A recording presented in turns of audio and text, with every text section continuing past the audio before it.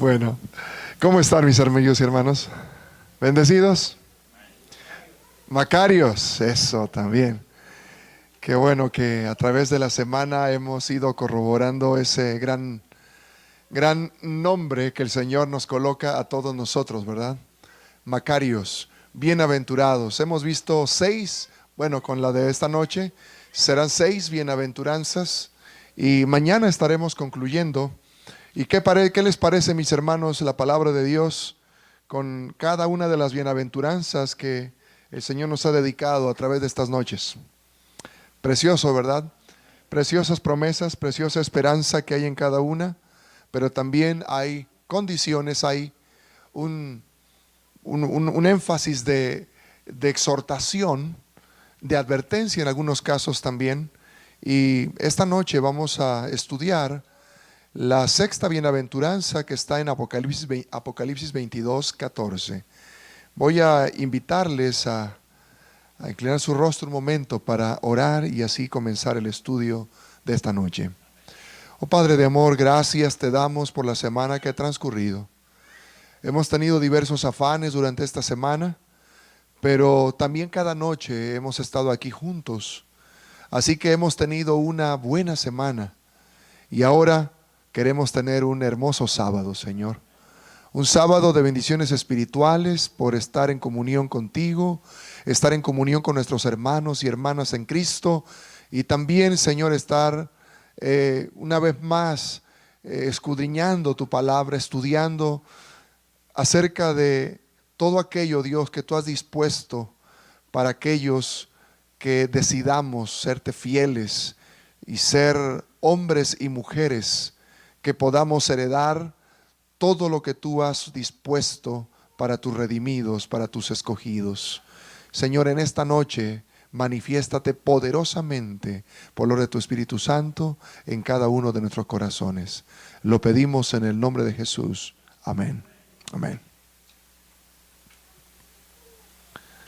Bien, hermanos queridos, vamos 22:14. Ya estamos en el último capítulo del Apocalipsis. Y allí hay 2 bienaventuranzas.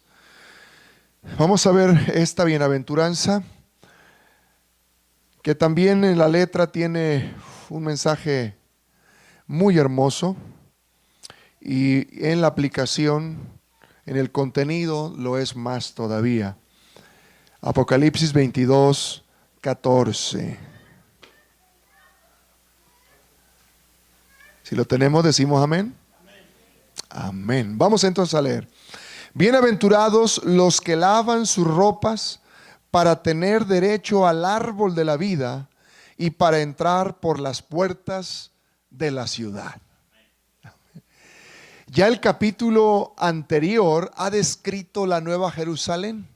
El capítulo 21 es un capítulo que en la revelación nuestro Señor Jesús le permite a Juan contemplar la santa ciudad con todas las dimensiones, con todos sus fundamentos, con sus puertas y con todo hasta su ornamento, de tal modo que Juan se cautiva de mirar, se siente arrobado de ver toda esa belleza descriptiva de lo que será la ciudad de Dios.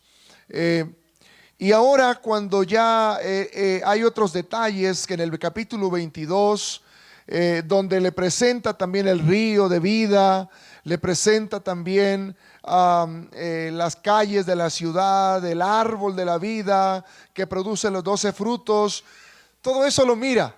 Y es allí en ese contexto cuando ahora viene esta bienaventuranza que dice a la palabra que hemos leído, ¿sí?, que es bienaventurado el que lava sus ropas para tener derecho a ¿qué cosas? Cosas que él ya miró en esa santa ciudad. El árbol de la vida y entrar por las puertas de la ciudad. En otras palabras, mis hermanos, esta bienaventuranza es el acceso a la santa ciudad.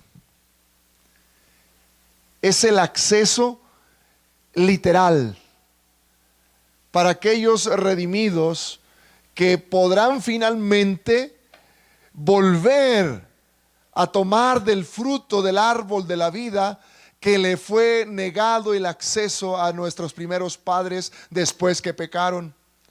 Una de estas noches recordarán que leímos de Génesis capítulo 3.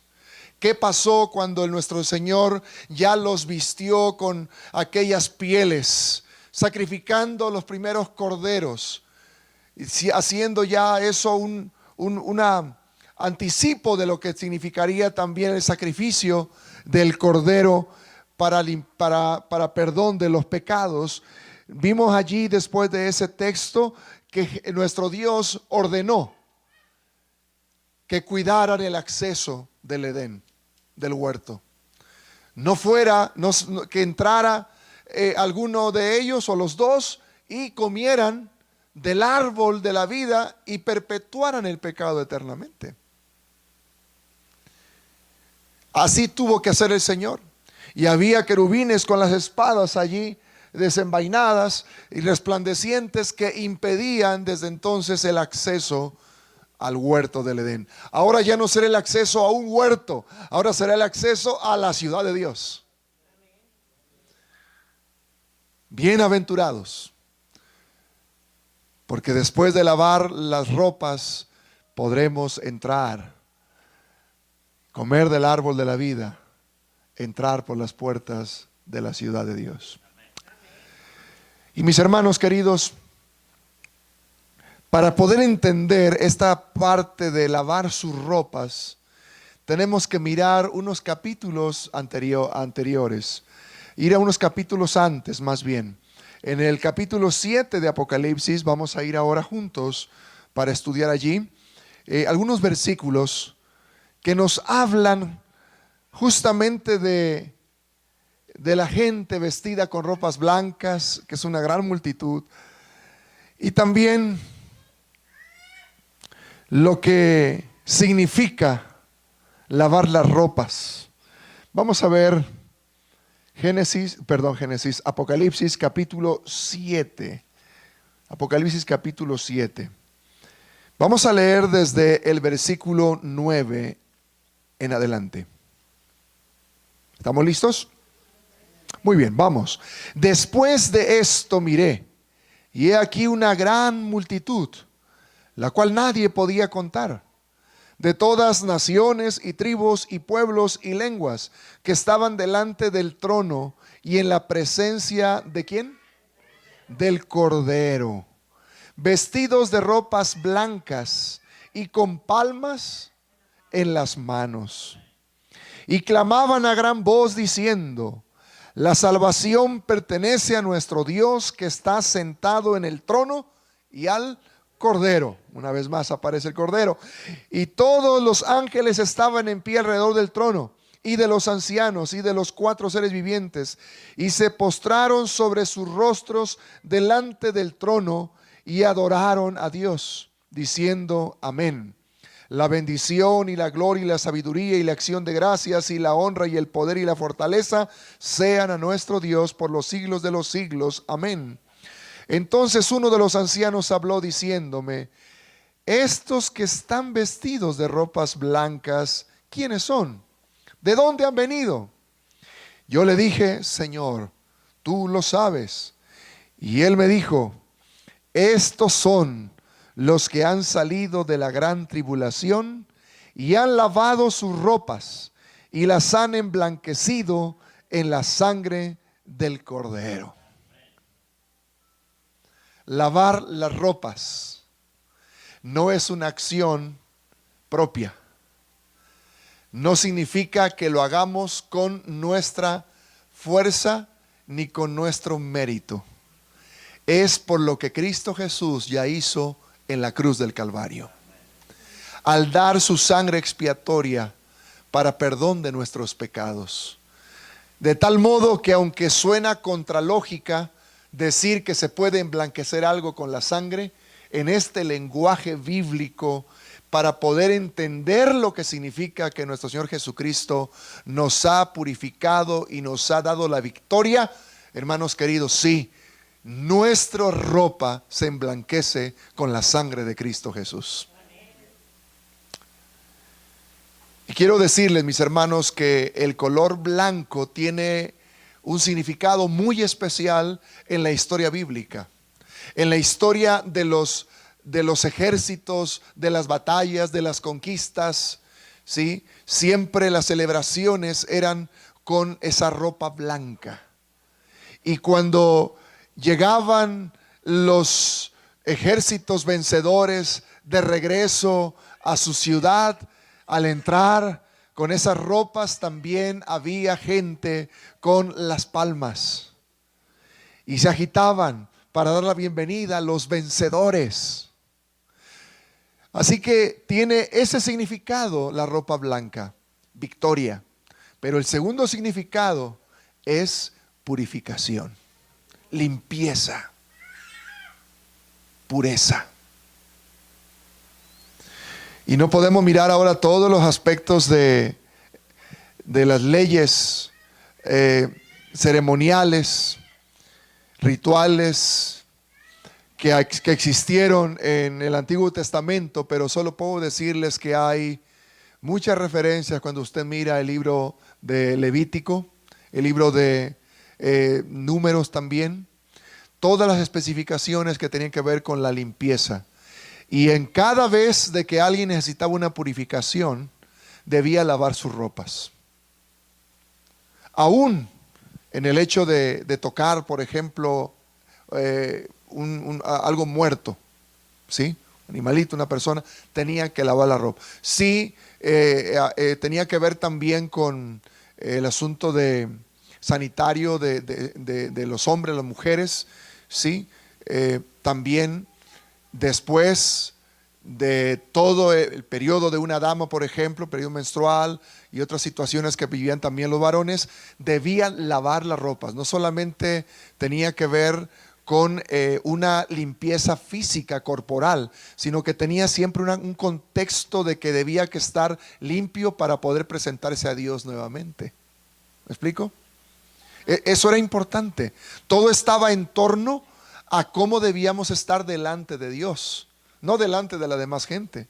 Si alguien no está limpio de su ropa, y también de paso el olor no nos dice que la persona está limpia, la persona se incomoda, ¿cierto? Se siente uno un tanto incómodo. Y entonces uno dice, no, esta persona no la quiero tan cerca, ¿sí? Pero es un aspecto solo físico, corporal. Pero mi hermano, el asunto con nuestro Dios es el pecado que nos separa de Él. Por eso es que la pureza, aunque está aquí en este símbolo de ropas blancas, tiene que ver con que la persona lo que está haciendo lo hace para Dios. Y una persona que se purificaba, se limpiaba, se lavaba sus ropas, lo hacía no porque así ya lo oliera rico la esposita o el hijo, el vecino, sino porque sabía y tenía conciencia de que era lo que Dios requería para que pudiera habitar entre su pueblo y así poder entrar otra vez al campamento de Israel en ese tiempo. Porque allí estaba acampado el pueblo de Dios. Y Dios estaba en medio de ellos. Había un santuario en el centro. Y allí dentro del santuario había un espacio llamado lugar santísimo y ahí estaba la presencia de Dios. Por eso es que todo israelita al purificarse tenía acceso nuevamente al campamento, no a su casa,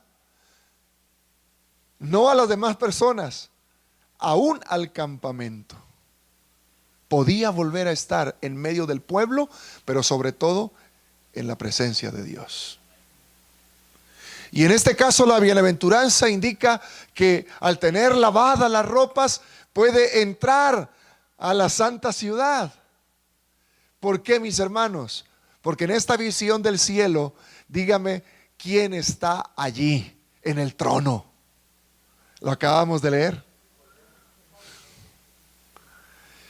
Así que solamente aquellos que han emblanquecido sus ropas con esa sangre preciosa pueden tener ese acceso. Y el acceso al árbol de la vida, como mirábamos hace unos minutos, mis hermanos, ese árbol que describía un poquito antes en el capítulo, produce 12 frutos, Pero ese árbol de la vida, mis hermanos, es lo que no pudieron más participar de él los primeros padres, y ahora todos los redimidos ya en la presencia del Señor y dentro de la santa ciudad podrán acceder a aquello que les fue negado desde nuestros primeros padres. Dice el versículo 14 que leímos: estos son los que han salido de la gran tribulación. Yo quiero decirles, mis hermanos, que esta expresión es muy importante porque en todo lo que se describe como la gran tribulación, como un tiempo de angustia previo ya a la venida de Cristo, todas las fuerzas del mal estarán atacando a los escogidos de Dios. Y no sabemos hasta qué punto eso pueda ser, bueno, lo será, pero hasta qué punto una persona puede decir hoy que por la experiencia que haya vivido ya sabe lo que es una gran tribulación. Hermanos, en realidad no estamos realmente conscientes de todo lo que puede llegar a ser. Lo cierto es que será una angustia física, mental, espiritual, de conciencia también, de saber si realmente nosotros estamos aptos, dignos, puros, limpios. Y en esa gran crisis, en ese gran tiempo de angustia, nosotros vamos a depender solamente de Dios, porque no tendremos más de dónde asirnos. Es más, los que tenemos a nuestro esposo, nuestra esposa, nuestros hijos, es un momento cuando el asunto ya es personal, solo con el Señor. Y qué bueno que también te acompañe quien está a tu lado ahora, ¿verdad? Pero para ese momento será así, total dependencia y exclusiva de Dios. Nada más. Esa tribulación se entiende por todo lo que hay aquí en los capítulos anteriores, es que le da razón a ese grupo especial que está de pie y es representado por un número muy, muy exclusivo, que es 144,000. 144,000 es la multiplicación de ¿cuánto? 12 por 12 por. Bien. Las tribus de Israel en el Antiguo Testamento fueron 12. Los discípulos de Jesús fueron 12. La descripción de la santa ciudad tiene, y en cada, ¿qué tiene?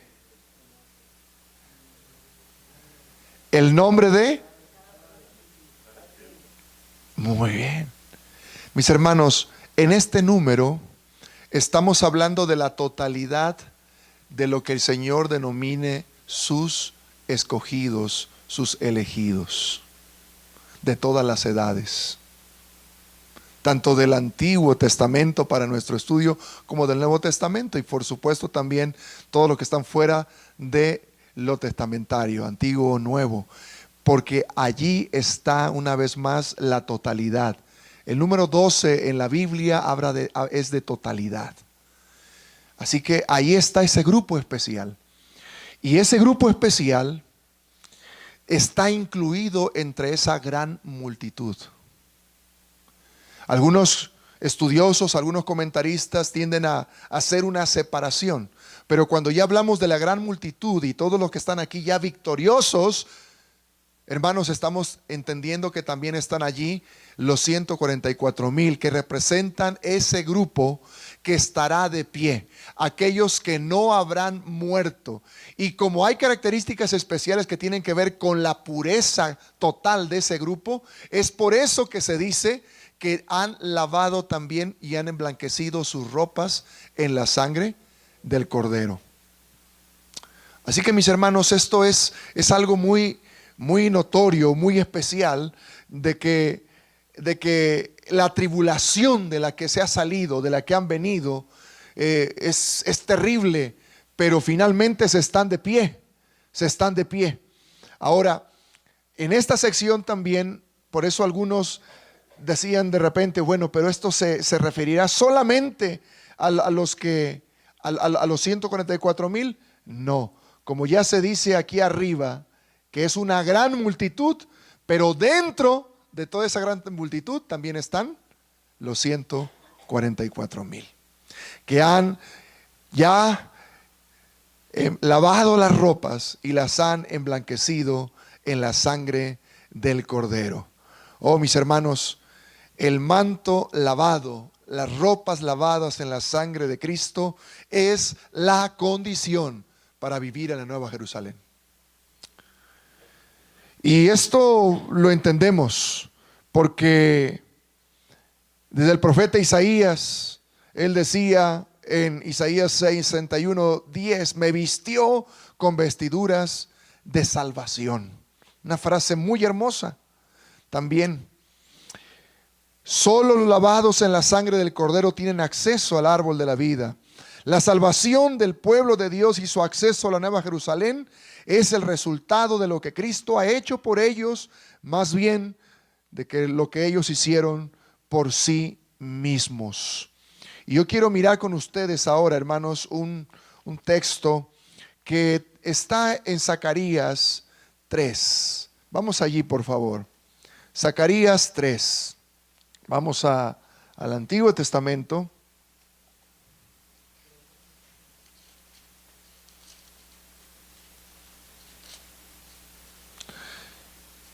Y por favor, miremos juntos Zacarías 3 y 4. ¿Estamos listos? Amén.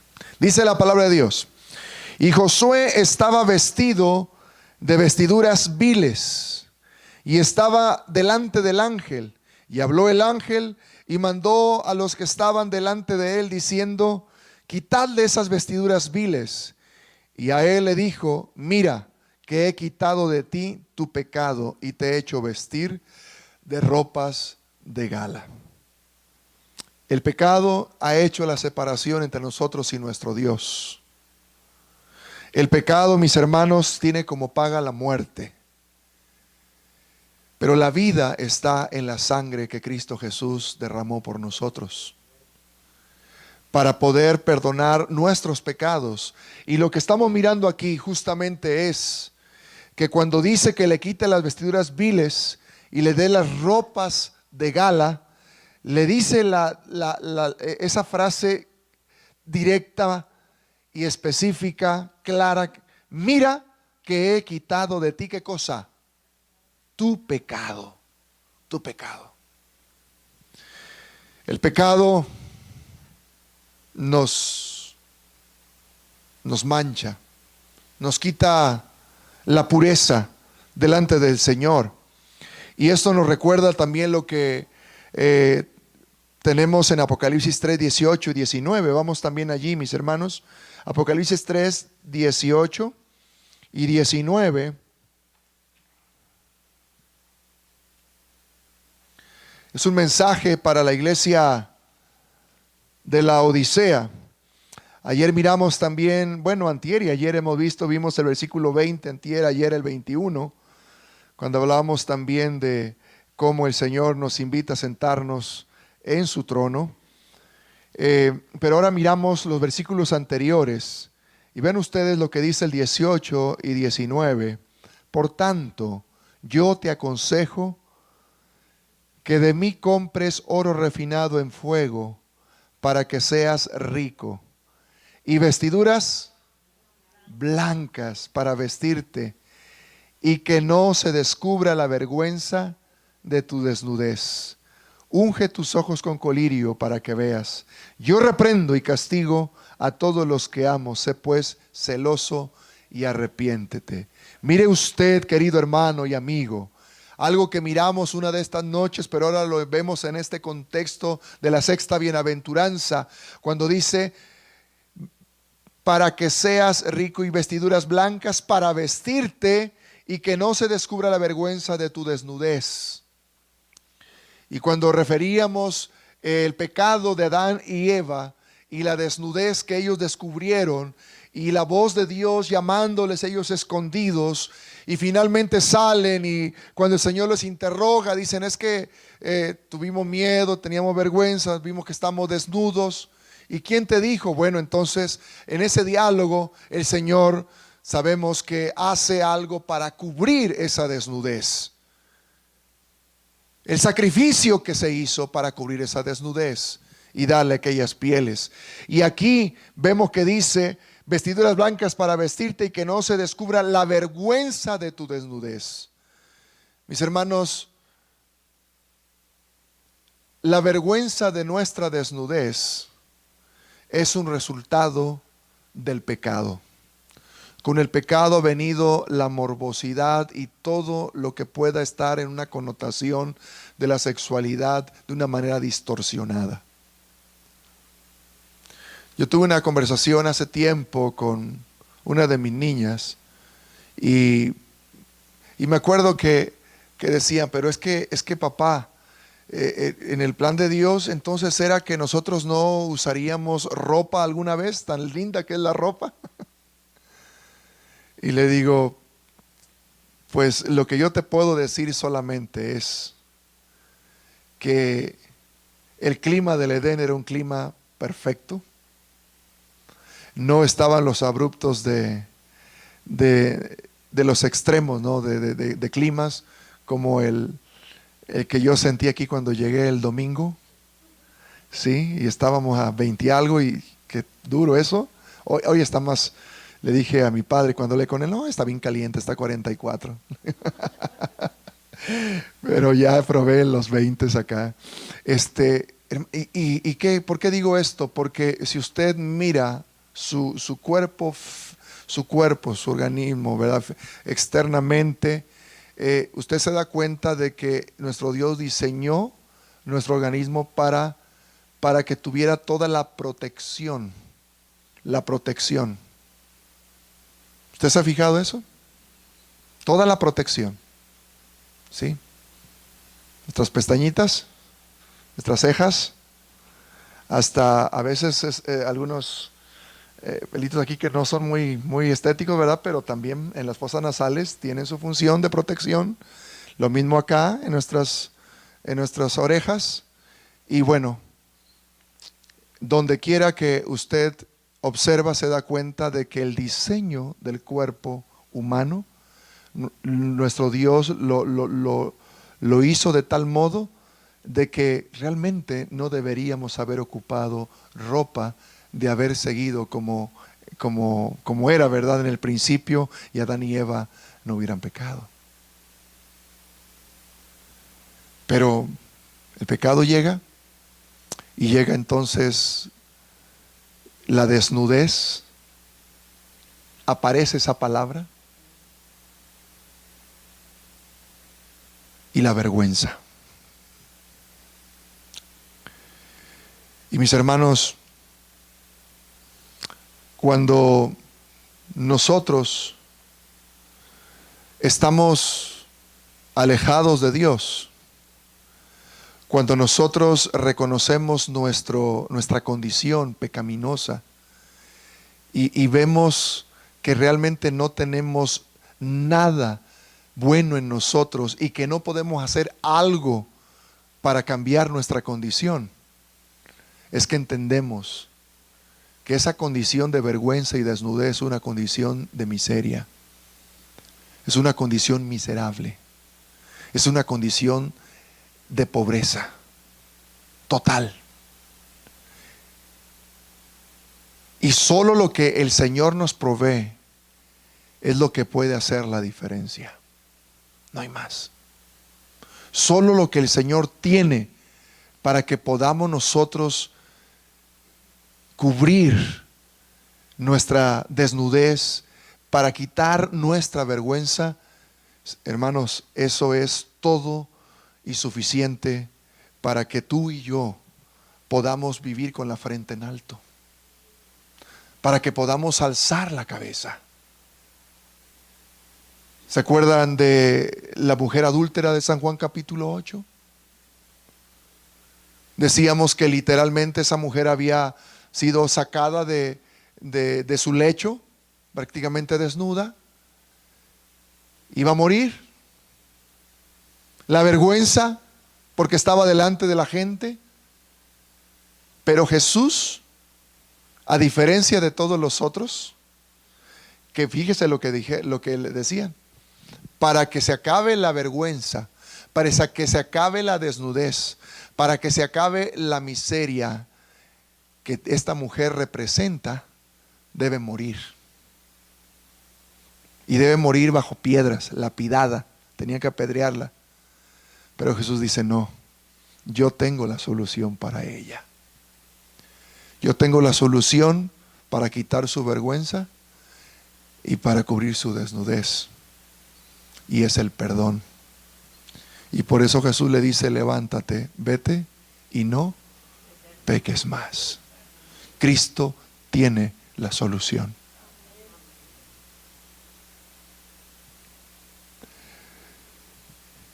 Y este texto dice en el versículo 18, no, el 19, yo reprendo y castigo a todos los que amo, sé pues celoso, y escucha esa última palabra, y arrepiéntete. Arrepentirnos, queridos hermanos, amigos, es el primer paso para limpiar nuestras vestiduras. Y el arrepentimiento no es algo que fabricamos nosotros. El arrepentimiento también es un regalo de Dios. Porque es a través del Espíritu Santo, es a través de la palabra de Dios, como la estás escuchando tú ahora o durante estos días, en el estudio personal que tú haces, a través de la oración. El Espíritu Santo hace una obra y te está moviendo, si te está impulsando, hace una obra de convencimiento, de pecado, de justicia, de juicio, y tú dices, yo no puedo seguir así, en esta condición de vergüenza, desnudez y miseria. Necesito de Dios. Y entonces la persona lo que hace es buscar al Señor. En la historia, o las historias que están en Lucas capítulo 15, son historias que ilustran cómo funciona el reino de Dios para poder alcanzar a los perdidos. Y ahí en Lucas 15 hay una moneda perdida, pero la moneda, si está perdida, no puede hacer nada por sí misma. Necesita de que la busquen. Y la dueña es la que la busca y la encuentra y hace fiesta. También aparece una oveja que está perdida. Y la oveja sí sabe que está perdida. También debo hacer la anotación, la moneda no sabía que estaba perdida. Pero la oveja sí sabe que está perdida, pero no sabe cómo volver, cómo regresar. Y está quizá herida, no sabe. Entonces, todo eso hace que el pastor sea el que hace la obra. Así que ilustra allí la manera como las personas están perdidas. Una, la moneda porque no sabe, la oveja porque sabe pero no sabe cómo regresar. Pero la tercera parábola en el mismo capítulo es un hijo perdido. Un hijo que pidió a su padre la herencia antes de tiempo, y eso es un asunto de falta de respeto grande. Decirle, yo sé que la herencia es hasta que mueras, pero papá, yo no quiero esperar hasta entonces, dame la herencia. Es como decirle al papá, haz de cuenta que ya moriste, pero yo quiero que me des lo que me corresponde. Y el padre le da lo que le corresponde. El muchacho se va de la casa, se lo gasta todo en un lugar novedoso, de muchas luces. Quizás se fue de Denver a Las Vegas, ¿verdad? Y se perdió en medio de toda esa pues qué falsedad, ¿verdad?, de vida, y a la vez también de mucha euforia. Cuando está en esa gran miseria por el hambre que llega, que azota, este muchacho, queriéndose comer la comida de los cerdos, porque se le antojaba eso a causa de tanta hambre, es cuando él se acuerda de la casa de su padre, se acuerda de su padre, prepara un discurso Él dice: me levantaré, iré a mi padre, le diré: Padre, he pecado contra el cielo, contra ti, ya no soy digno de ser llamado tu hijo. Trátame como a uno de tus jornaleros. Y emprende el camino de regreso. La palabra de Dios dice ahí que volvió en sí. Volvió en sí. Reaccionó. Algo se despertó en él, que dijo: esto yo no lo puedo cambiar. En su momento él creyó que con todo lo de que era la herencia y el dinero que eso representó, por la gente que estaba a su alrededor, por todo lo que pudo comprar, por todo lo que pudo tener, solo metiendo la mano al bolsillo para pagar, ya no más. Las soluciones no son lo que hacemos con nuestras manos, con nuestras fuerzas. Las soluciones reales a nuestra miseria es siempre la gracia infinita que procede de nuestro Dios. Y el padre de esta historia, cuando lo ve acercarse, sabemos bien, corre, lo abraza, lo besa, le pone el anillo, le da el nuevo calzado y le pone ¿qué cosa también? Amén. Las vestiduras. Las vestiduras. Y se hace la fiesta. Y el muchacho que pensaba que no tenía acceso a la casa, ¿qué había dicho en su discurso que preparó? Siquiera trátame como a quién. Los jornaleros no viven dentro de la casa. Los jornaleros viven allá en, ¿cómo se le llama eso? Las galeras, algunos espacios cerca de los graneros, en algún lugar afuera. Pero el padre ni siquiera le dejó terminar ese discurso que había preparado. Y lo hizo entrar a la casa y que hubiera una fiesta en su honor. Le dio vestiduras nuevas a ese muchacho que venía en andrajos y sucio. Y yo creo que este muchacho entendió que la más grande herencia no son las posesiones en un mundo tan temporal y perecedero como este. La grande herencia es la gracia de Dios, y para nosotros en la sangre de Cristo Jesús, porque con Él nuestras vestiduras son emblanquecidas. Qué importante es arrepentirse, reconocer nuestra necesidad de Dios. Esa es la obra del Espíritu Santo en nosotros. Y mira lo que dice primera carta de Juan 1:7. Este versículo es preciosísimo. Un poquito antes solamente allí de Apocalipsis. Usted va a encontrar las cartas de Juan. La primera, capítulo 1, versículo 7. Dice la palabra de Dios: pero si andamos en luz, como Él está en luz, tenemos comunión unos con otros. Y la sangre de Jesucristo, su Hijo, nos limpia de todo pecado. Limpieza. Limpieza como la de Ezequiel en la visión, la de Zacarías en la visión, de las vestiduras viles, para tener ropas de gala. Y le dice: yo he quitado tu pecado. Limpieza como la del hijo pródigo de la parábola, que de estar en ese lugar de cerdos, oliendo a cerdo y con andrajos, ahora tiene vestiduras nuevas, calzado nuevo, anillo nuevo, símbolo de pertenencia. Él es de la casa de su padre, y tú y yo también. Por eso Jesús dijo: vendré otra vez y os tomaré a mí mismo, para que donde yo estoy, vosotros también estéis. Y ayer ya no pudimos abundar mucho acerca del asunto del milenio, cómo hay diferentes comprensiones hoy día y enseñanza al respecto. Pero ¿por qué lo voy a referir ahora, mis hermanos?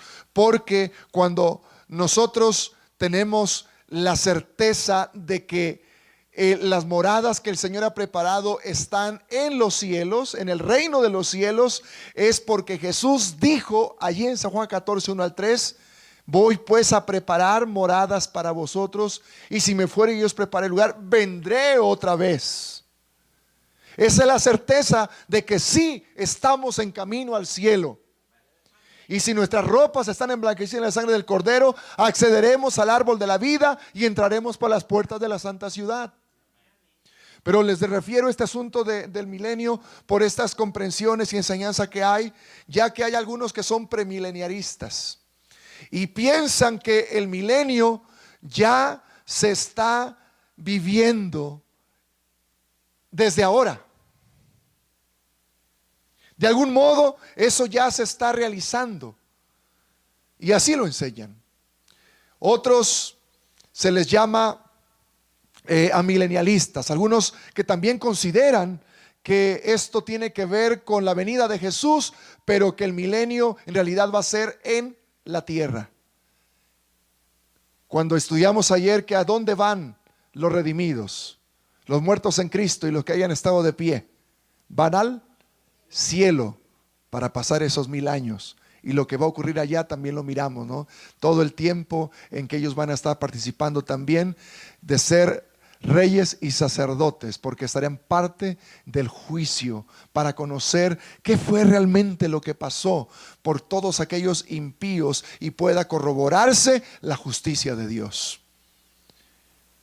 Por lo tanto, mis hermanos, nosotros debemos estar pues más que gozosos de saber que si Jesucristo es el mismo que nos dijo: vendré otra vez, yo os tomaré a mí mismo para que cuando yo estoy vosotros también estéis, y Él es el que nos limpia de todo pecado, tenemos que decir: Cristo Jesús es mi respuesta, es mi solución, es mi Señor, es mi Salvador, es mi Rey. Oh, mis hermanos, tenemos hoy que exclamar y decir como la gente que está allí entre la gran multitud. Miren ustedes qué preciosas palabras acabamos de leer hace unos minutos atrás, cuando dicen: la bendición, la gloria, la sabiduría, la acción de gracias, la honra, el poder y la fortaleza sean a nuestro Dios por los siglos de los siglos. Amén. Yo me uno a esa exclamación, porque por la fe, hermanos, debemos considerarnos bienaventurados al haber aceptado a Cristo Jesús como nuestro Señor y Salvador. Nuestras ropas son emblanquecidas en la sangre del Cordero, y tenemos el acceso al árbol de la vida y a las puertas de la santa ciudad. Gloria al Señor por eso. Somos pecadores, necesitados de un Salvador. Tenemos ropas viles y necesitamos que nos las cambie por ropas de gala. Estamos desnudos, necesitamos que nos vista. Hemos pasado vergüenza, pero Él levantará nuestras frentes y dirá: te perdono, ve, no peques más. Cristo es la respuesta. Hoy podemos nosotros no solamente agradecerle, sino hacer un pacto con Él para decirle: Señor, yo quiero mantener estas vestiduras emblanquecidas. Quiero mantener mi vida pura delante de ti, para que yo pueda estar de pie en ese día si no he bajado al descanso, o para que si así tengo que bajar al descanso, sea de los muertos en Cristo que resucitan, y entonces se encuentre con Jesús en el aire, porque entonces será la traslación para poder, una vez que tenemos también esas vestiduras que va a otorgar los redimidos, entrar por las puertas de la santa ciudad y tomar del árbol de la vida, lo cual garantizará que tendremos una vida eterna en la presencia del Cordero. Hay un canto que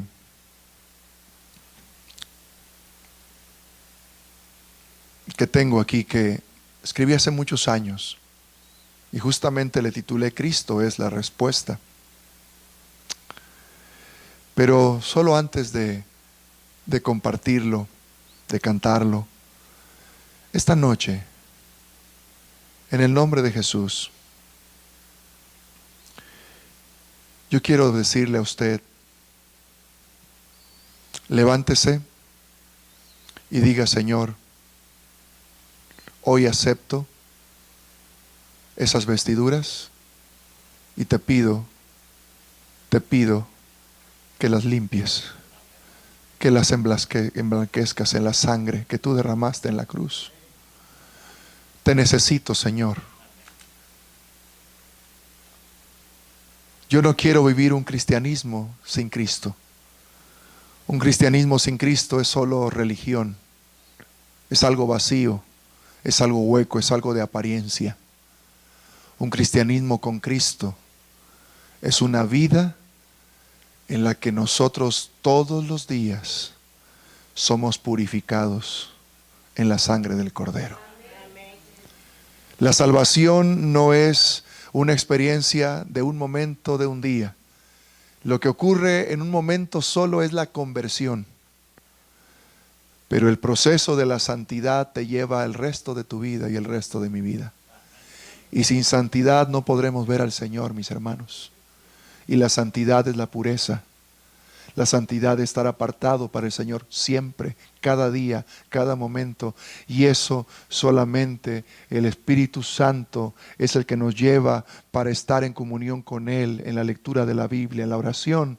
Y así estamos purificados todos los días. Estamos emblanquecidos en la sangre del Cordero. Cada día renovamos esa pureza en Cristo Jesús. Cristo es la respuesta. Y yo, hermanos, aun cuando no conozco exactamente la congregación, he saludado y algunos los he conocido por nombre, pero me atrevo a pensar que en esta semana alguno de ustedes que ha escuchado la palabra de Dios, el Espíritu Santo le ha llevado a un punto en que usted quiere hacer un pacto con Él. Es decir, si usted no ha sido bautizado en el bautismo verdadero, que es por inmersión, si usted a lo mejor hace tiempo, hace años que lo hizo, pero en el camino de la vida esas vestiduras se mancharon tanto, usted necesita renovar el pacto con Cristo Jesús. Yo le quiero invitar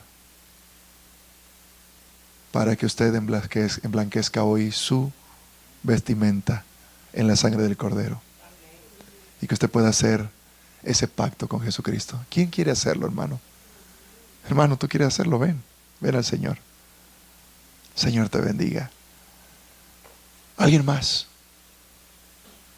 Señora Lidia, Señor la bendiga. ¿Alguien más? Póngame la música, pastor. ¿Alguien más quiere venir al Señor? Dios te bendiga, mi hermano. Venga, venga, hermano.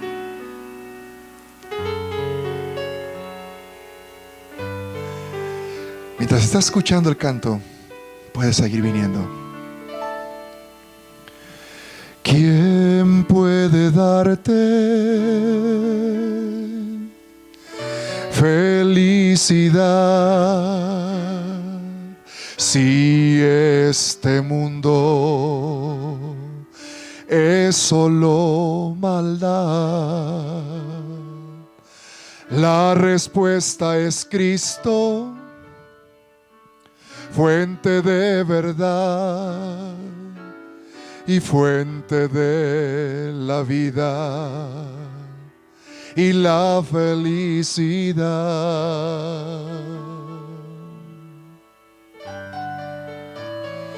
Cristo logra todo en tu vida, sí.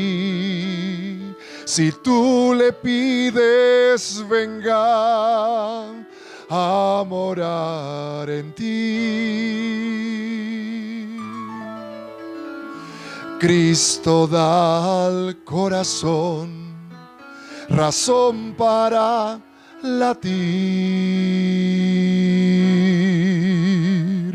Cristo es la respuesta que alimenta tu vivir.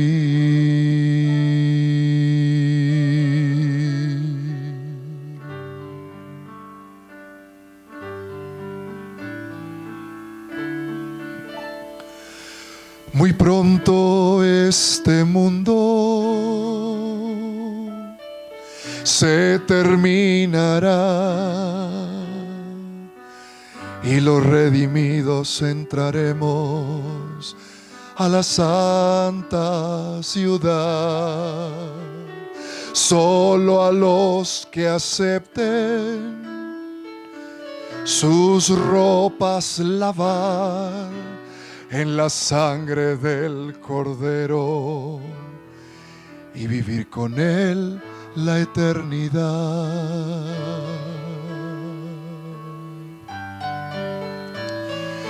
Cristo logra todo en tu vida si tú le pides venga a morar en ti.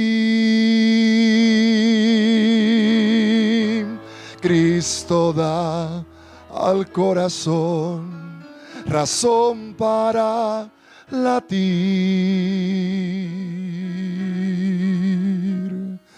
Cristo es la respuesta que alimenta tu vivir. Solo en Jesús hay salvación.